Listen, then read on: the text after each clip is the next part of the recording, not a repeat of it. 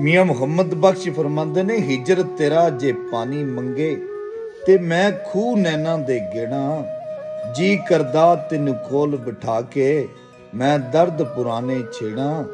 ਯਾਰ ਜਿਨ੍ਹਾਂ ਦੇ ਵਿਛੜ ਜਾਵਨ ਉਹ ਕਿਉਂ ਰੋਵਨ ਫਿਰ ਥੋੜਾ, ਹਰ ਸ਼ੈ ਨਾਲੋਂ ਜ਼ਾਲਮ ਯਾਰੋ ਜਿਸ ਦਾ ਨਾਮ ਵਿਛੋੜਾ। ਜਿੱਤਨ ਜਿੱਤਨ ਹਰ ਕੋਈ ਖੇਡੇ ਤੂੰ ਹਾਰਨ ਖੇਡ ਫਕੀਰਾ, ਜਿੱਤਨ ਦਾ ਮੁੱਲ ਕੌਡੀ ਪੈਂਦਾ ਹਾਰਨ ਦਾ ਮੁੱਲ ਹੀਰਾ।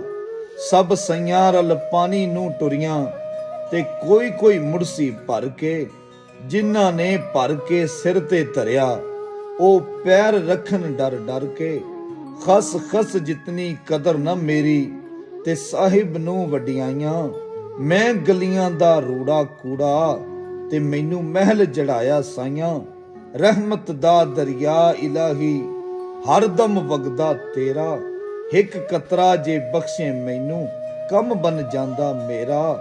ਤੇ ਬੇਲੀ ਬੇਲੀ ਹਰ ਕੋਈ ਆਖੇ ਤੇ ਮੈਂ ਵੀ ਆਖਾਂ ਬੇਲੀ, ਉਸ ਵੇਲੇ ਦਾ ਕੋਈ ਨਾ ਬੇਲੀ ਜਦੋਂ ਨਿਕਲੀ ਜਾਨ ਅਕੇਲੀ। ਰੱਬਾ ਤੂੰ ਬੇਲੀ ਤੇ ਸਭ ਜਗ ਬੇਲੀ, ਅਨ ਬੇਲੀ ਵੀ ਬੇਲੀ। ਸਜਣਾ ਬਾਜ ਮੁਹੰਮਦ ਬਖਸ਼ਾ ਸੁੰਜੀ ਪਈ ਹਵੇਲੀ।